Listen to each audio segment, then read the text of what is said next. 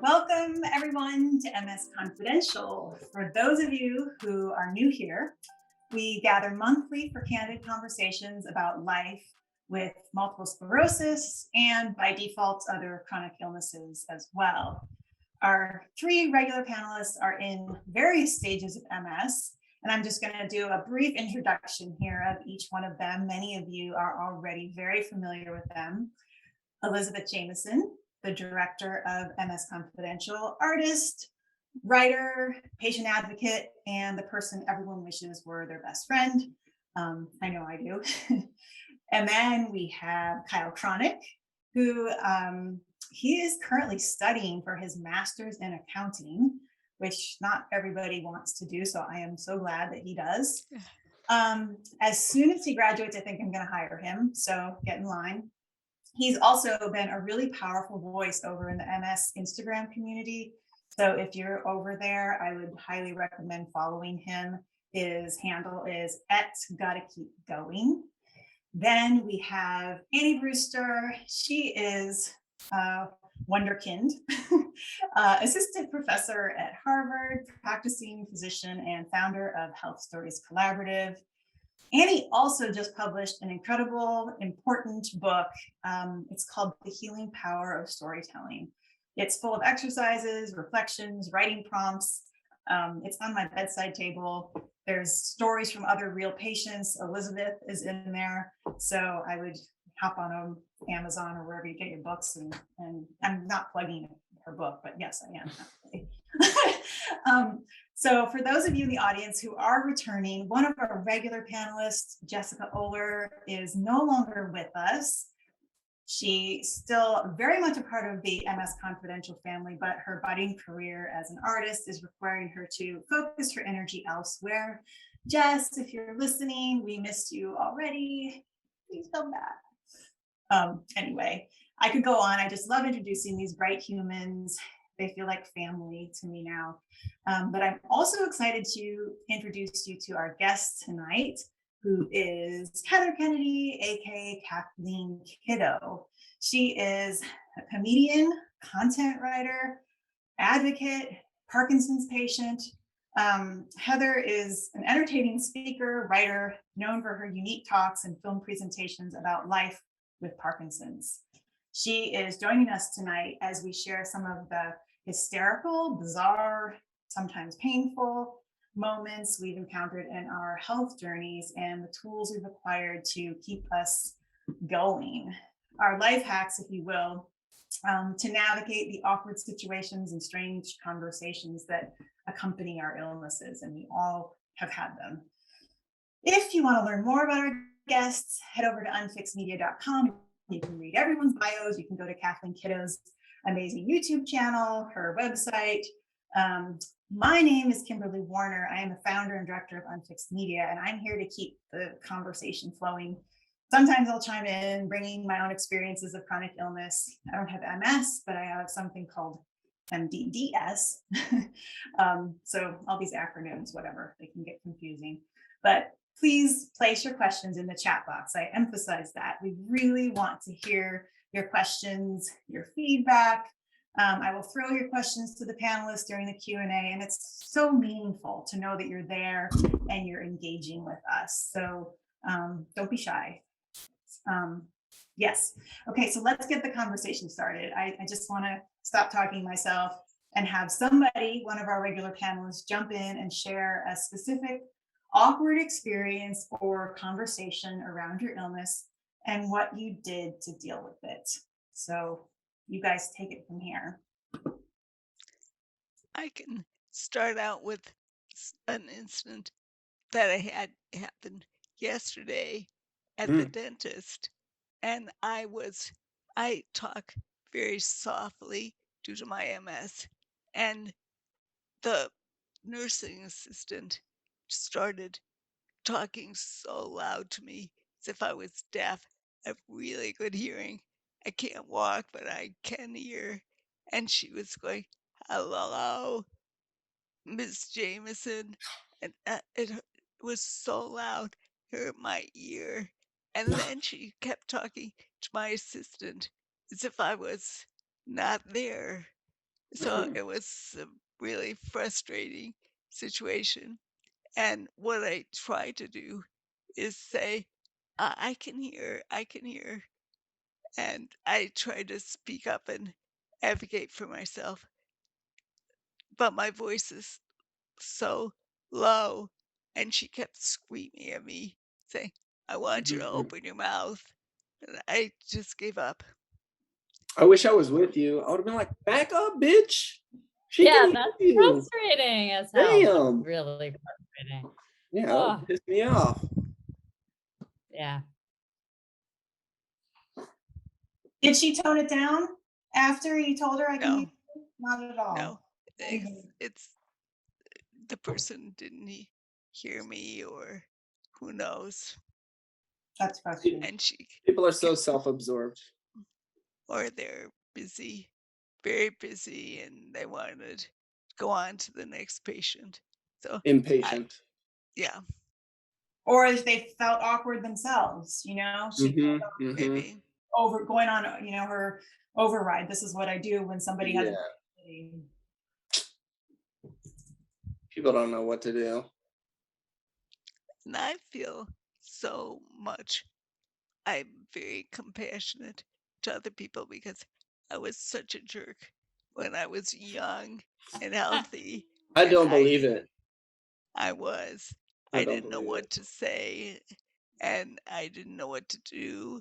So I felt I ignored people like me. Mm, No, Like, I doubt you were a jerk, but yeah, me too. I also admit, I'll admit, like when you're saying what you said, like sometimes, like when I'm in my doctor role and I'm talking to somebody who speaks a different language and I'm not sure we're understanding each other, I do Mhm. notice that I speak louder. It annoys Mhm. me. It's horrible. I should not do it, but I admit that I do it, and I'm like, this is horrible. Why am I doing this? I'm thinking if I speak louder, that my words are going to be.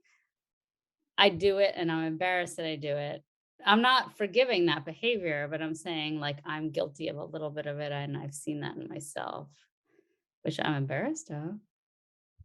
Annie, Of do you have a situation turn it around where you were the recipient of strange? um yeah, I mean, I can't think of a one that relates totally to that, but like when you mentioned the scenario of just discomfort, it's like when the moment for me that was most telling was when I first sort of came out with my diagnosis, which for me Mm, took me a long time to do, to tell people that I had MS. It was something I struggled with a lot. And I struggled with it because I was afraid that people would sort of judge me mhm.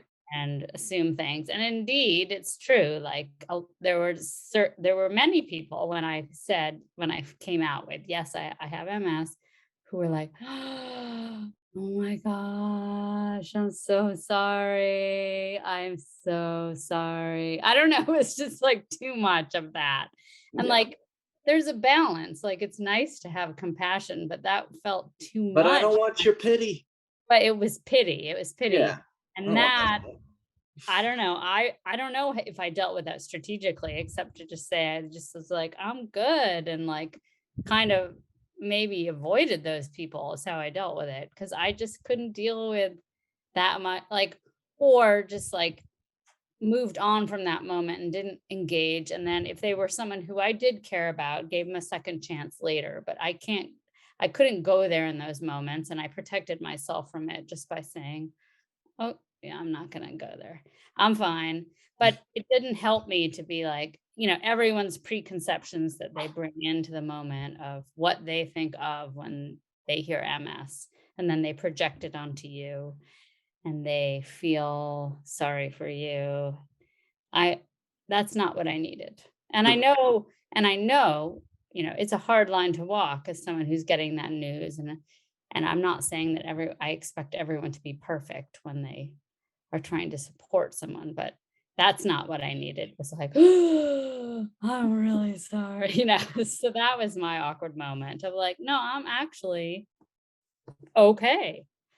Yeah. Yeah, you want Usually the awkward moments that I get into, I realize in retrospect that it's only awkward to me. That people, like I was saying, people are so self-absorbed, like they don't even notice what the fuck I'm embarrassed about. Like if I piss all over myself and I'm like, oh my God, this is awful. People have no idea. And honestly, with all awkward, difficult situations, I just lean on my sense of humor, and that's how I get through everything. That's just my default. And you're very funny. Well, thank you. You are funny. Humor is good. Humor is good. Yeah. Sorry, I just turned my camera off for a second. I didn't mean to. I was trying to turn my sound off because like my dog was barking. But anyway, here I'm back. I was always here. I think that actually is a really good segue to bring Heather into this conversation, because Heather definitely uses humor to deal with those strange situations. So I actually want to start with just this short 45-second intro on one of Heather's amazing vlogs. Kathleen Kiddo YouTube channel. You can find all of this there. But this is specifically about dating with Parkinson's, and it's anyway. Let's just watch. It's great. And then Heather, you can jump in right afterwards and tell us about it.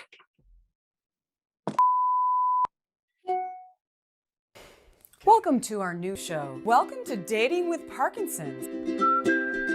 Are you ready?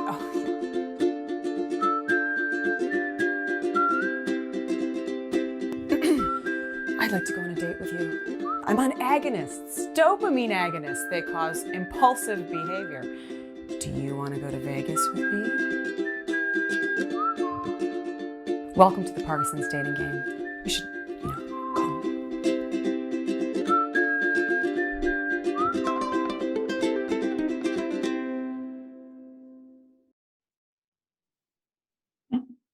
Welcome, Heather. I love that. I want to see the whole episode now. Yeah. I love it too. Thank you for having me.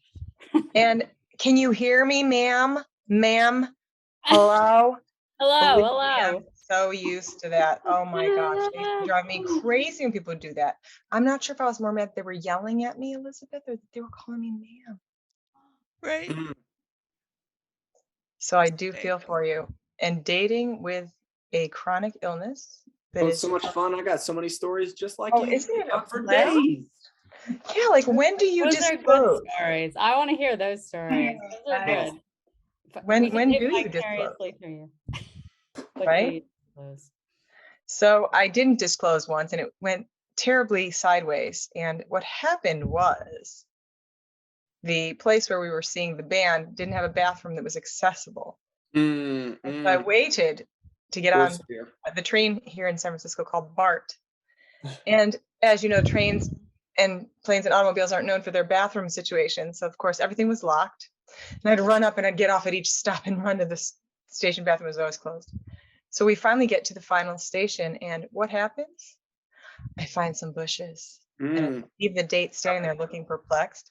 And while I'm in the bushes, what happens? Every single car light turns on because everybody else was getting off the train too. So the car lights were facing me. Oh, Needless to say, that person disappeared rather quickly from the date. I don't know why. And it ended up not really, I couldn't get the pants down in time. That was so much fun. So I guess I disclosed without disclosing. Was there a follow-up conversation with that person, or just ghost? Nope, never heard from them again. And that was back when I used to be able to hide my symptoms a little bit. That was probably 10 years ago, or not 10 years ago, 6 years ago. That was a while ago. So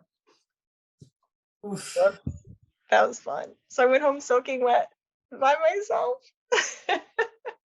I really was introduced to Heather's comedy and humorous reaction to Parkinson's by her dating websites, not websites, episodes on her YouTube channel. They were hysterical. I kept replaying it. It's made me laugh so much. You're fantastic. Shenanigans, bedlam. But here's what I want to know, Heather. Like, is it like a good screen? Because I could see like, okay, the guy left after you peed in the bushes or on your whatever. That's a good screen for me of like, maybe Right. he's not a nice Yeah. guy. Done, out, done. I mean, do you feel like it helps you screen through a lot of bullshit and maybe get to the good people or not? That's the perfect question because Annie, it's like this. If you can't even stand a little bit of leakage, boy, wait until a couple of years passes and things I get a little more real. Like this is where you check out. Okay, bye, Felicia. I don't need Bye. you. Bye. You know, Yeah. good riddance. Good riddance. Like I need somebody that can, be like kind of a badass. Definitely. Go with the flow, if you will. Kyle. Oh, Kyle, that's good. It's hysterical. So it makes it real really quickly. Yeah. It can be hard, but and it screens out a lot of people. Yeah. And that's hard, but maybe it's like, okay. And it's really about capacity, like it's just all capacity. It isn't that that person's a bad person or that I'm some kind of star, right? Kyle, when You are. in the past, did you like preface before you went on that first date? How do you? Me? Yeah, Kyle. I always told people before, because I didn't want to get to a situation where I show up with my walker and they have no idea what they're getting into. They're like, oh shit. And then they just walk swiftly in the other direction. I couldn't catch up. Yeah. But it is so interesting just with like online dating now of like, and curating what we can present and what we choose to present and how we present it. Yeah. And so I think it's a very deliberate decision to present everything. And I think that's great. But I think a lot of people probably don't on online dating. Oh, absolutely. That is 100% true. I'm sure. I felt like I had to be super transparent, get everything out there. This is all of my baggage. Like take it or leave it. Like in Tinder profile or whatever, you just got it all there. Yeah, like I'd post pictures with me and my cane and my walker and shit. And I mean, but it's a cool cane. Yeah, I look cute in this picture, so it doesn't matter. Yeah. We got a great question. I just want to jump in because I want to, since it's right on the tail of that. Sierra Tango says, I would be a little mortified and not sure how to recover if that happened to me. How do you recover or keep it together? Yeah, that's a really good question. Disassociating? I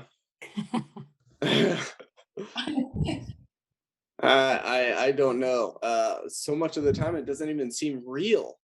Yeah. Like if something really fucked up happens, I'm like, is this real life? Yeah.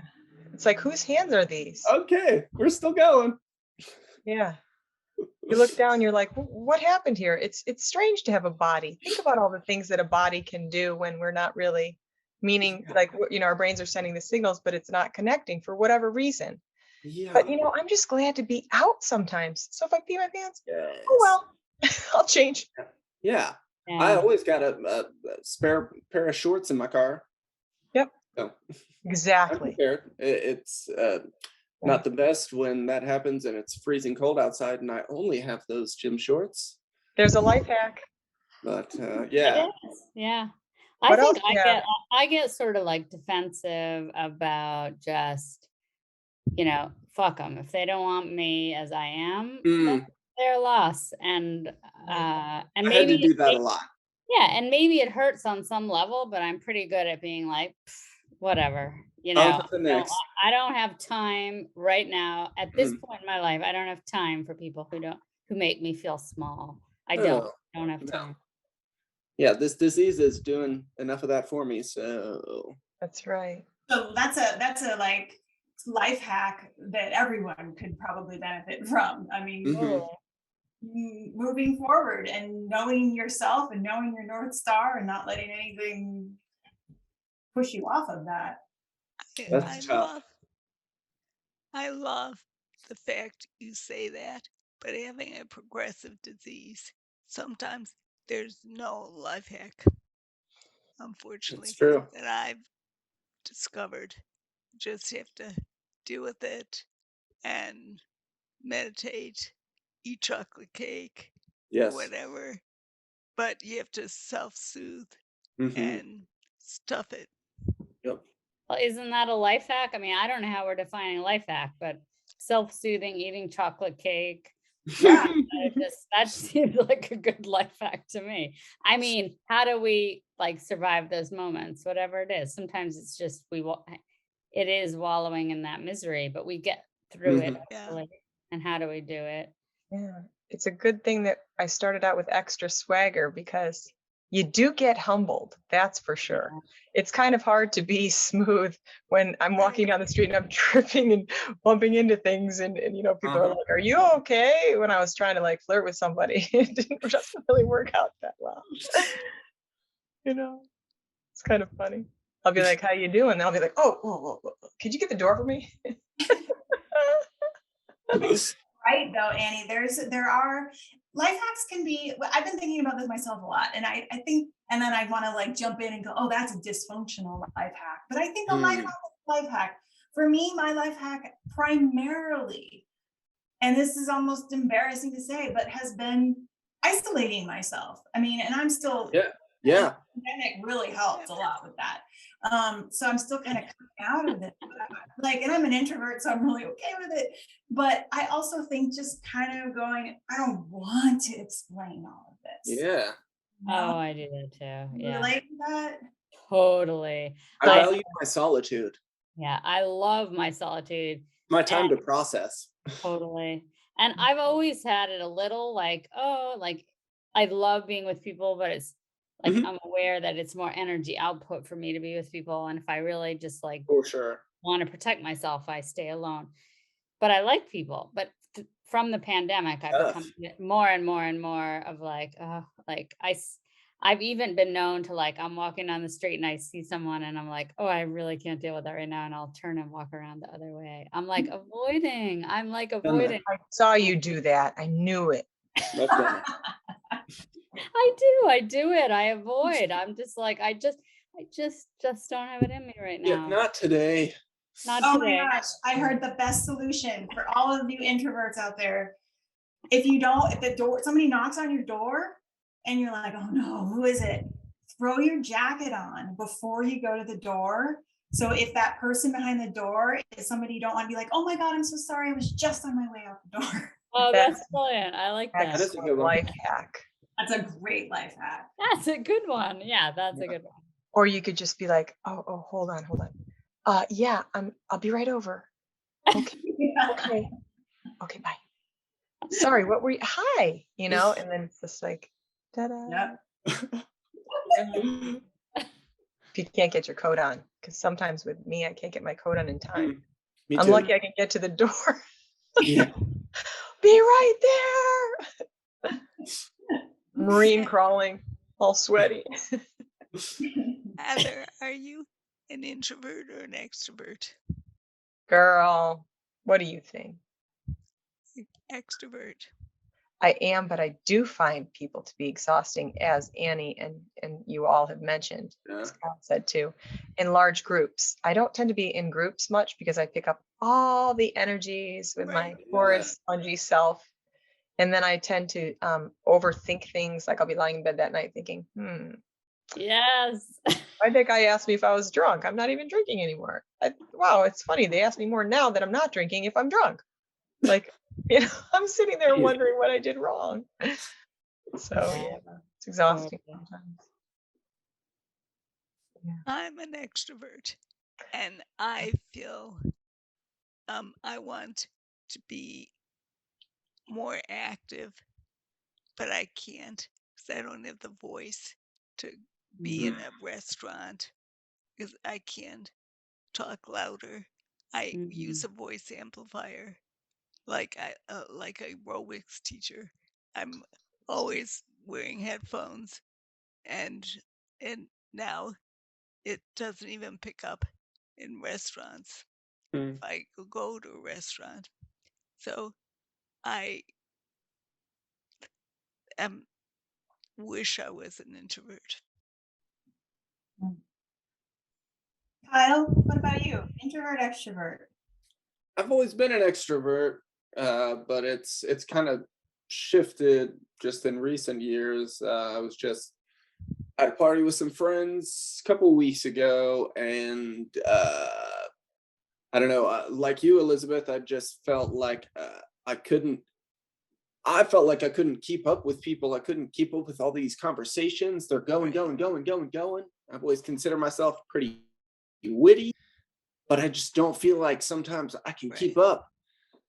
And it's this group of people, all of them I feel very comfortable around. They're some of my best friends. So it was a weird feeling for me to just feel like an introvert all of a sudden. And like I just wanted Right. to go home. I don't want to be here. Did That's you go hard. home? It's weird. I stayed the whole time. We were the last ones to leave. Way to go, Kyle. You drank more beer than you probably should have. Yeah, The Parkinson's that- community, we blame everything on agonists. yeah. Hey, I mean, but that's hard. Like, I want to acknowledge that. Like, that's for both what Elizabeth just said and Kyle just said, like being extroverts and feeling that. That's hard. Yeah, it's fucking weird. Yeah. Hard. And sometimes it's just nice to be asked, even if we don't have the energy or the, left in the day to join somebody. It's just nice to be included. Yeah, Not always one looking out the window watching other kids have fun. yeah, exactly. Totally. Totally. There's an invisibility to illness, even if your disability is visible, but Yeah. there is like these private experiences that we have. Oh yeah. And Sierra just chimed in again and said, I want to read what she wrote because you might have something to share about this. And I relate to it because my disorder is completely invisible and it always has been. She says, I suffer from migraines often, and people didn't seem to believe the intensity and what accompanies them, unless I was so bad that I began throwing up. I'm sometimes furious that only when it's at its worst is when people then begin to recognize that I'm not making it up. How do you all respond if this ever happens to you? Or how do you, in general, bring the invisible into the world? I do not have an answer for that one. That shit drives me crazy too. People just not. I mean, I don't ever blame people. They can't really understand the pain that I'm experiencing, so I can't be like, why don't you get this? But I really don't know how to Right.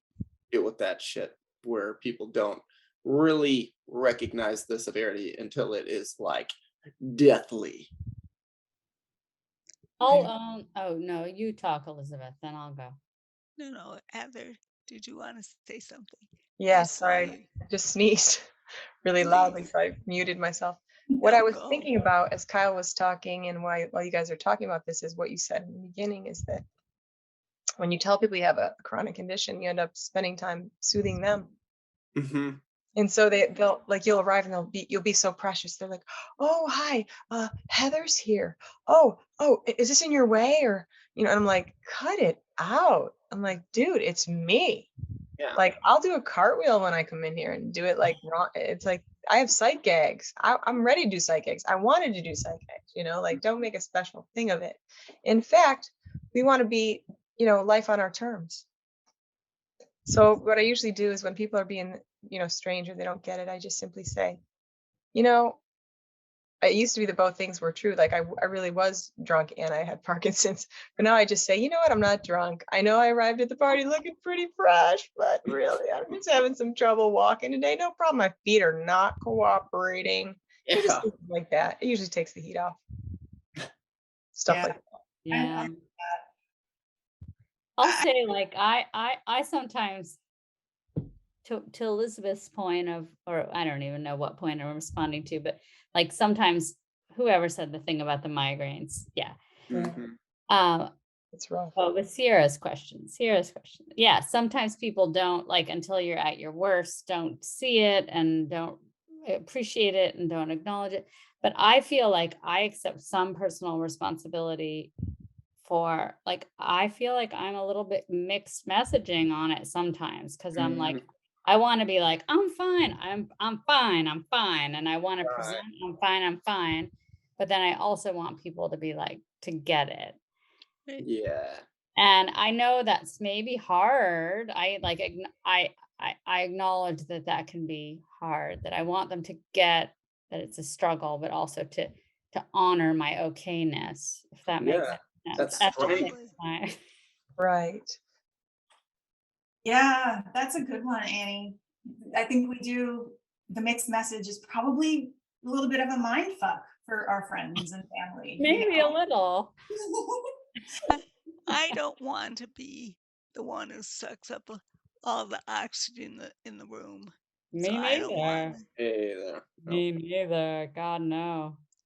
Yeah, I would love to talk about my healthcare and the struggles with MS.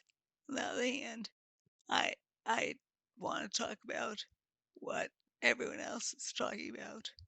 I don't want to be the center focus. Me Yeah. neither. You know, Sierra, I just heard this lovely woman, her name is Sarah Rainey. She wrote a book called Women and Her, the Lady's Handbook for Her Mysterious Illnesses. She has ME/CFS, and she said her, and that's completely invisible, but she has constant pain, CRPS too, which is like this complex regional pain syndrome. And she said it's best for her to give people a really short x-ray of her body right at, if they're going to have a conversation. I just want you to know right now, my vagina feels like somebody scraped it on the concrete, and to go through this quick little, not like beleaguer it, but just go through. Despite that, she will have like book signings and stuff, and she looks great. And at the end, people will still raise their hand and say, you look so great. How did you cure yourself? I mean, you had all that going on. And she's like, dude. But she said it has helped her a little bit more to just start off with that. Like, let me give you a little x-ray of my body right now, and then let's get on with it. I like that. Do people usually say to you, oh, you're better? Oh, you look so much better. I see that Yes, all you've the fucking recovered. I'm like, oh, time. yes. All the time. Like, Recovered. Kyle, you're walking so good. Yeah. Well, it is super interesting to me, like how people hear what they want to hear, or the human capacity for sort of like filtering information as you want to filter it, or hearing what you want to hear, or framing things as you want to frame them. So people don't always hear, like they might be like, oh, I'm so glad you're fine. You're, or you're better, or you're whatever. Yeah. Yeah. Even today, my handyman came by and he goes, oh, you're walking better. Oh, you're improving. And I'm looking at him like, my meds hit 20 minutes ago, dude. Now they're off. Like, it's all about that. Heather, are you dating right now? I just want to get up close and personal. Are you dating anybody? I have a partner. Okay. She's wonderful. Hoops in a while, the dating hoops. Yeah, she's wonderful. I have a partner who I met out and about several years ago, probably 4 years ago, when I was doing a little better. I was dancing, and we were dancing a little bit at what we call the lesbian prom. It's called NCLR. It's a fundraiser. It was so much fun. And she was like, who are you? I've never seen you here before. I'm like, yeah, I don't get out much. So, we just kept in touch. And so just recently, and, over the past year or so, we on and off, and now we're sort of just hanging out. It's kind of nice. That's awesome. So are those awkward? Are we not even talking about intimate relationships? Like when we're talking about awkward conversations and awkward moments, are we mostly talking about strangers and peripheral friends, or do those happen even in our intimate relationships? Oh, always. Yes, definitely. I can be awkward anywhere. How about you guys? Yes. I feel like the people that are closest to me, they've seen some fucked up shit. So there's not much that could possibly be awkward. That's good. I mean, I think that's healthy. It is good. I mean, my current boyfriend, he's still around, so it didn't scare him off too bad, but it was like the first week we were going out, and I had food poisoning, and I was sick, and at the same time, I had this medical device that I was testing out that was attached to my back, wasn't implanted, but since it was on the outside, I couldn't take a shower. So with my boyfriend, I had to call him from the bed at 3 a.m. to help me wipe shit off of me. And yeah, he's still around. That was awkward as hell at the time. Yeah, but you know what? That's a good test right there. I was helpless. I just gave in. I couldn't even fight it. If someone can pass the poop filter, I mean, I think it's good for life. Yeah. Definitely. My husband, we've been together for 17 years. In the first 6 months, this was not related to this syndrome I have now, but I had a drug reaction and blacked out in bed and totally shit the bed. And the ambulance came and carried me out. And while I was in the hospital, he went back to the house, cleaned my sheets, opened the windows, and now we're still together. That's a good What a man. man, what a man, what a man, what a man. That's really nice. Yeah, that's love. One problem I have is I really would like to have a conversation with my friends saying, can you pay attention to me for 5 minutes and pretend I'm not normal, because I'm not normal.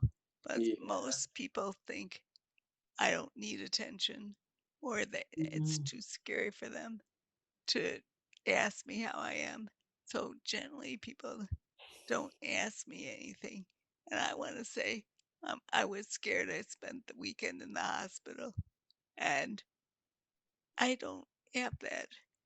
I don't know if people don't ask me, or I prevent them from asking me. Something probably my fault in part, because I want to be normal. So I don't think I'm open as much as I could be, but I have such a problem saying, please ask me one question, and then I want to go back to normal. I totally relate to that, Elizabeth. Like I feel like it connects back to what I said about like me giving mixed messages. And I'm not saying you are, but I think you come off as a very like strong person because you are. And sometimes like I get invested in projecting that of myself of like, and I am a strong person, but I get so invested in projecting that that people think I don't need anything. But I always wonder like, why aren't they asking? Or did I set it up that way? Like, is it me? Am I setting it up that way? And part of it is, and part of it is true, I am strong, but part of it is true that I really want people to ask me how I'm doing. And it's so hard to walk that line. Right. Exactly. And some people are way better at asking questions than other people. I mean, yeah. some people are trained to like, it's really important to me. It's like part of my love language is when you say, how do you feel today? Or whatever the question. Right. Tell me more. I don't like the how do you feel, but tell me more about that. I love that one. Yeah. Heather, do you have that issue that you want people to ask you for 5 minutes and then forget it? And do you have any? I am so tired of explaining Parkinson's. Oh, if I could just. I'm tired of explaining. Yeah. Oh my God, it's always with me. It's like this third party in every situation. It's always right here. It's like, hi, it's my Parkinson's and myself. Here we are. So yeah, I do have that problem. What I would love is if someone would dive right in, like, let's skip the small talk. I'm fine. Let's talk about movies. Let's talk about this and that and the other. If I'm really hurting and I'm feeling insecure about it, I might say to them, hey, I really need to sit down or something like that. But usually, like I said, it doesn't show. And I'll tell them my feet aren't working because it doesn't really show. Like I look like I'm okay for a minute, and then they'll drag me on the dance floor and I'll be face first. So that's kind of what I mean. I can present a certain way, but it's just making me irritated to have to explain it. Like I know it's there, you know it's there, to these people that are meaning very well. They're just trying. But yeah, that's annoying, isn't it? It's like I It's get it, It's like I'm different, but let's talk about something else. Yeah. In fact, let's talk about you or a Yeah. filmmaker. Let's talk about Terrence Malick. Let's talk about music, literature, whatever. Anything else? Yes, literally Holy anything. fuck. Yeah. Yeah. Do you So- get a feeling like I'm trying to step back out, like pretend that I'm an able-bodied person who's never had anything bad happen? I'd probably be listening to this conversation and go, what do I do? Like this Yeah. person saying ask more, this person saying ask less. Yes. Like, must be really hard. I'm thinking. Uh-huh. Elizabeth, what would you I like get people that. to ask? Oh, sorry, Annie. No, I was just saying I get that. I think, I often think that like what I'm asking of people is hard. Like I want them to ask but not ask, or I want them to not make too much of a thing of it, but I want them to ask and like be really tuned in and care, but I want them to also not be focused on it. You know what I mean? It's like I don't know exactly what I'm asking. It's a lot. I think it's hard. I feel the same way. Yeah. I want people to pay attention to me, and I don't want people to pay Yeah, attention yeah, to me. exactly. So I believe the same thing. Yeah, But but I think there is a way. I do. I think there are people I've encountered that are able to do it. And I don't know what it is. It's like you walk that line of being like, I see you and I'm here with you. And it's real and it's not a huge deal and it's not all of you. And let's move on. I don't know. There's a way to do it. I don't know. It's a big ask though. it's a big ask. Mhm. Those people are few and far between. I agree. They are. I found a few of them. Me too.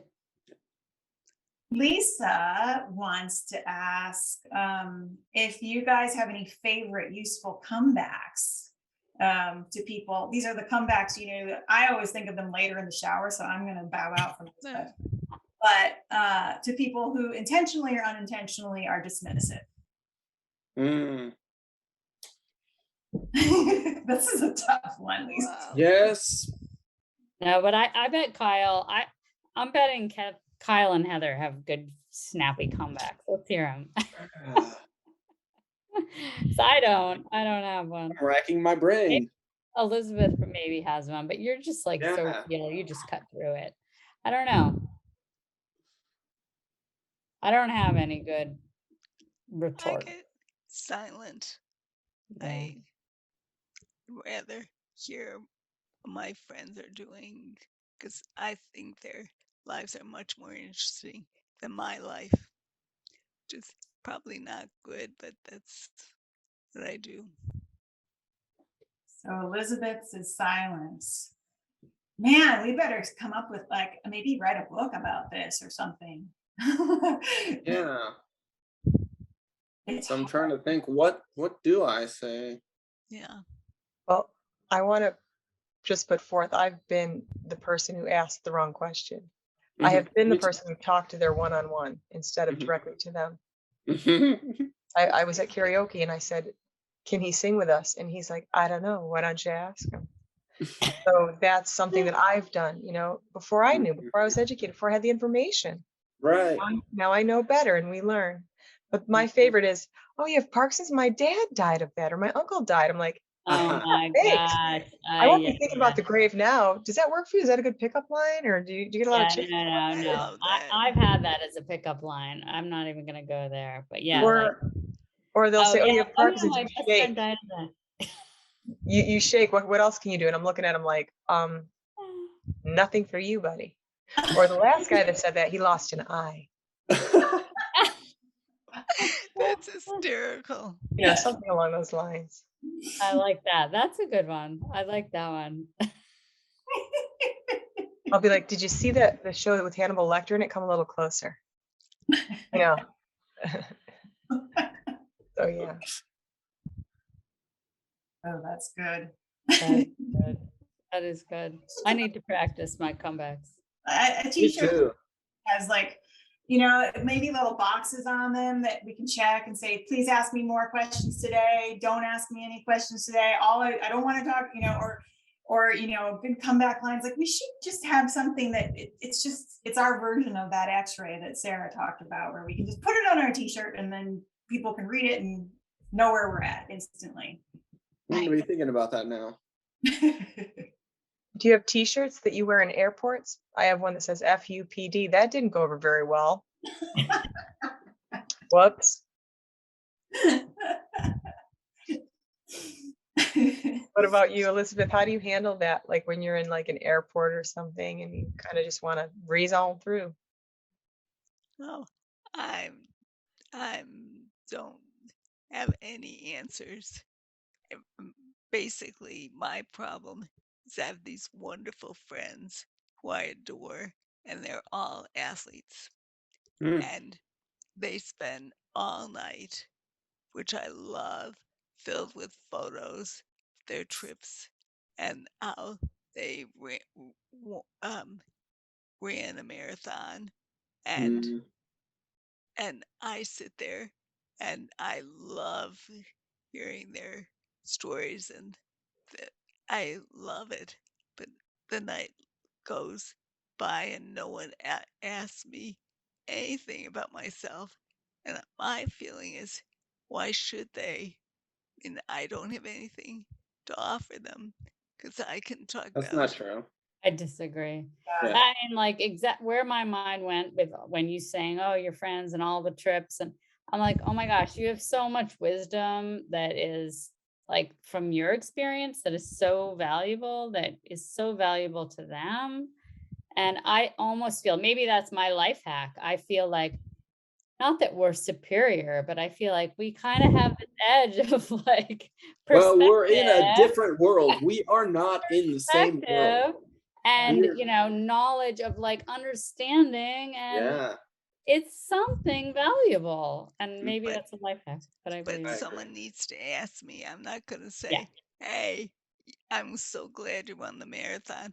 I'm wise. I'll give you some wisdom. And they don't, I mean, I can't do it unless yeah I'm asked. I know. And I love what my friends are doing. I really am. I Yeah. celebrate their wonderful lives. Are I they have the a kind of wonderful life. friends you could say like, I wish you guys asked me more about me? If I learn to ask, it's again, it's a dance. And some of Yeah. it's on me. I don't have the courage to grab the attention. I'd rather have the attention of What's the what worst they're that can doing. happen? What's the word? Because Sierra wants to know, why don't you ask, Elizabeth? Why don't you say, hey, or tell them why don't you tell them to ask you how you are, or what's going on with you, or what's something that you want to share about your experience? Sarah wants to know, why don't you? And Because what's the worst that could happen if you did? I'd have to storm in and announce it. And I don't have the strength. I have a Mm. weak voice. And part of me is my problem. I really think some of it is I guess I don't have the self-esteem to say, look, I was in the emergency room last week, and how fascinating it is and to hear my story in the emergency room. It's not fascinating, but I don't know, it's a downer. Wow. How about this though, Elizabeth? You were in a marathon, so was I. I was on a gurney. And guess That's- what? The ambulance drivers were very cute. And they Oh, carried me. And I was wheeled around the hospital. I mean, talk about an obstacle course. A I love Sisyphean that. task. And I got an IV of electrolytes and a warm blanket afterwards. And the nurses and I just need you in my pocket to have some more humor. I know it is good. It is a good skill, Heather, to be able to be funny. Well, if we're not Keep it laughing, going. we might be crying, right, Annie? I I know. I like it. Heather, what are you working on right now? I want to know, like, what's your, where's your wheel? Where are you spinning right now with a new video that you're going to be putting out? Well, just since this started, I've been having an allergy attack. So I've been trying not to sneeze, and that's really what I'm working on. But I've been reading Disability Visibility. Oh, I've got that on my shelf over there. Yes. Let's see if I can get it to work with the No, Anyway, not quite, but it's- we it's- hear it. Alice Wong does Disability Alcohol. Visibility. Just beautiful I love stuff. her. Is it good? It Yeah, is it's a good one. miraculous. And the reason why I bring this up is because I'm doing a whole bunch of things that are like, did you ever see the anger interpreter for President Obama? It's a skit by Key and Oh, Peele. yes. Okay, I'm gonna do that. I'm gonna do like, Okay. Yeah. oh, you're asking about my Parkinson's? Oh, I'm fine. The anger interpreter's gonna Oh. say, bitch, how do you think my Parkinson's is going? Like, duh, it sucks. Can we talk about something else? And then I'm gonna go, oh yes, you had an uncle who died the same way. Of course you did. That's the dumbest thing I ever heard. Like, we all need an anger interpreter. Right. Or- I love Love that. it. Yeah, or I could play the bad cop and be the bad one, and I could have my friend trying to say what she really meant was, thank you for asking. I love it. So, and like I said, I didn't know what to say before either. Kyle, what's something that someone has said to you where you're just like, I need an anger interpreter? Gosh. Probably a all lot of the things. time. Like you were saying, like, oh, I know somebody, like my friend's mom cured herself of Parkinson's. Oh.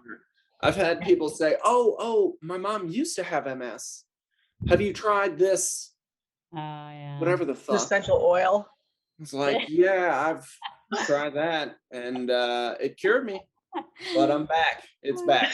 It's, I decided to come back. Just yeah. Ooh, Oh my gosh. Oh yeah. people just don't know. unsolicited advice. What about you, Kimberly? Do people offer you unsolicited advice when you said they don't notice? But I once had you do, tons.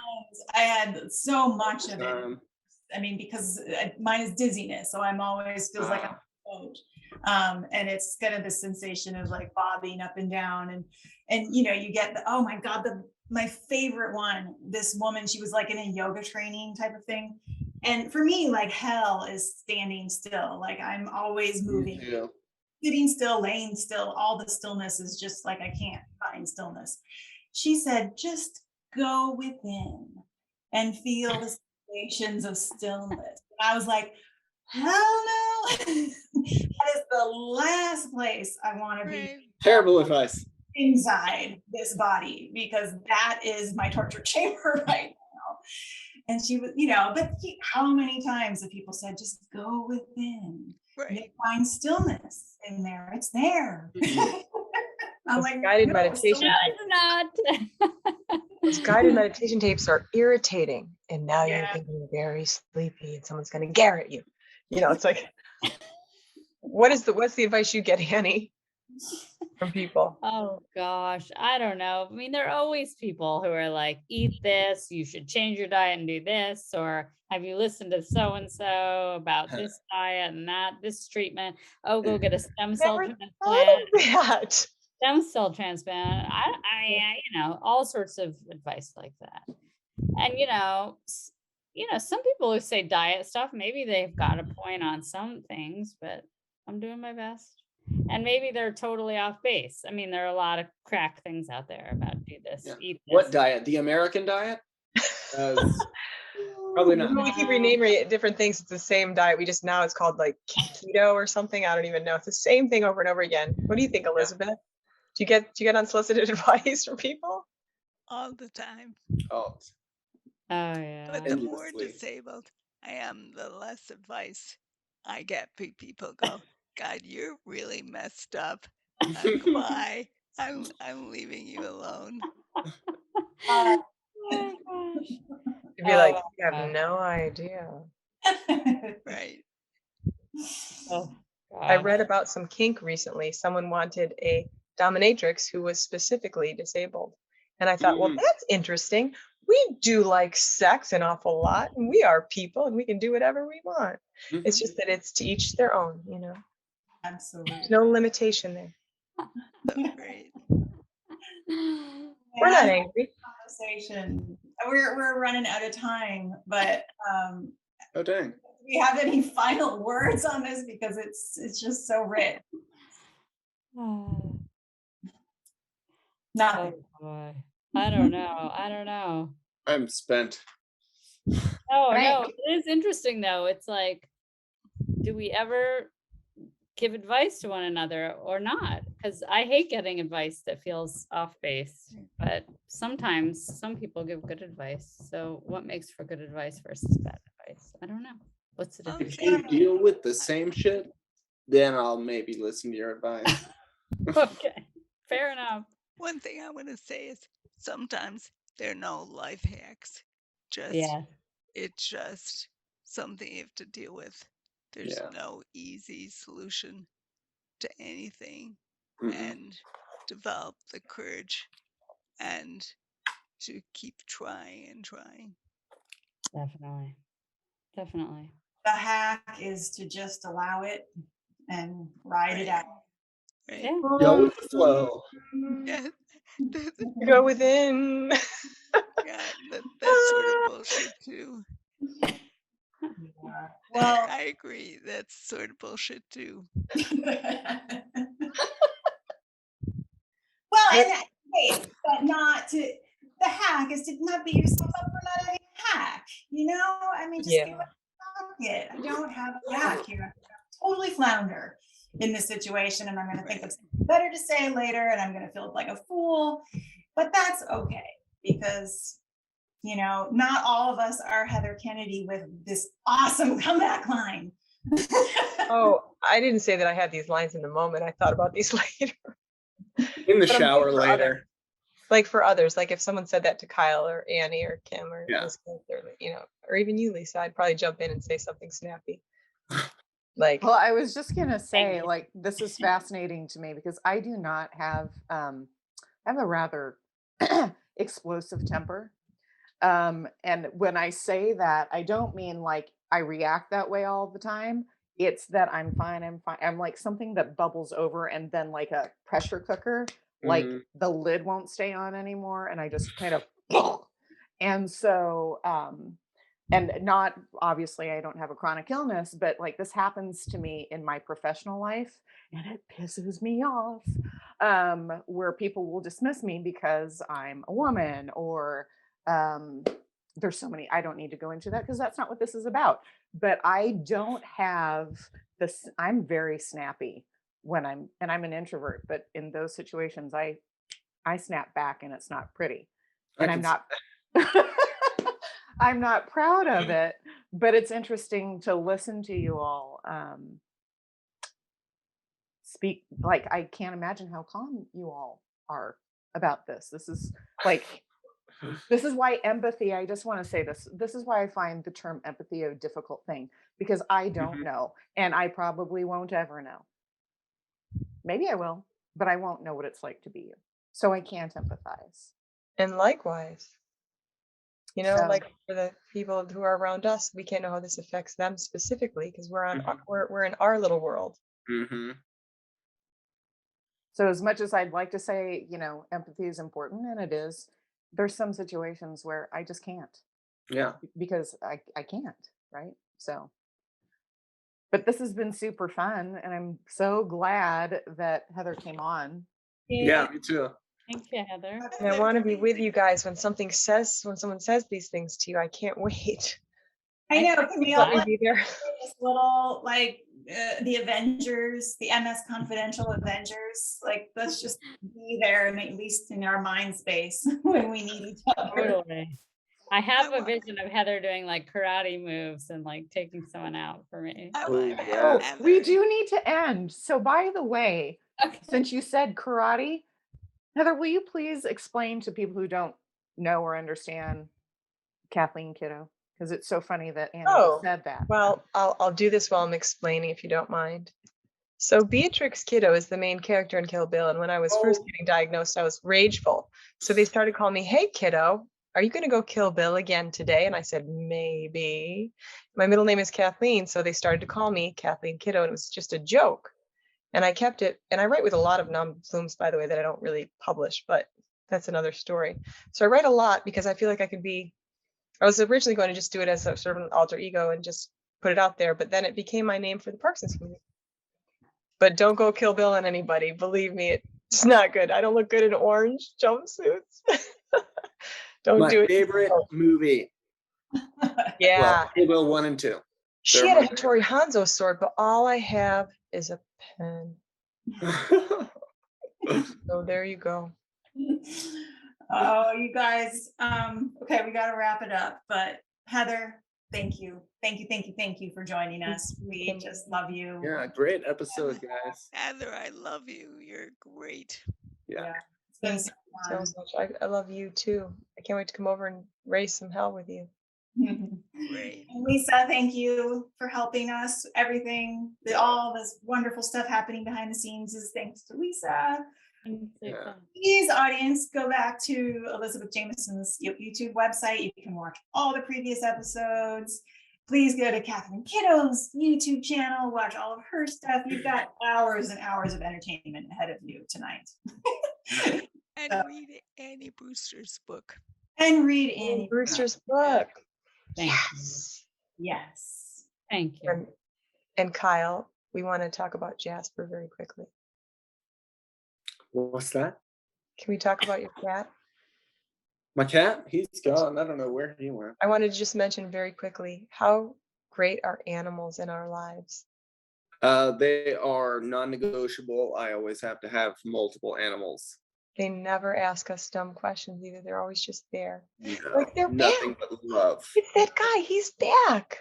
Yeah, Maybe he has food. yeah. It'd be nice. That's what my cat is saying. Yeah. Let's do an episode on animals. Love, Right. absolutely. Love it. Okay, you guys.